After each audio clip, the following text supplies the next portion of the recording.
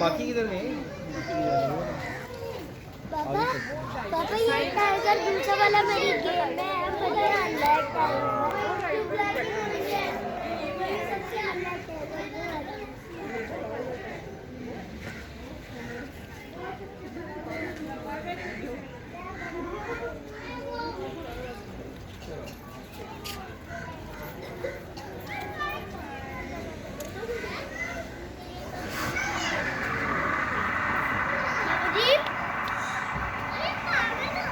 बाबा जी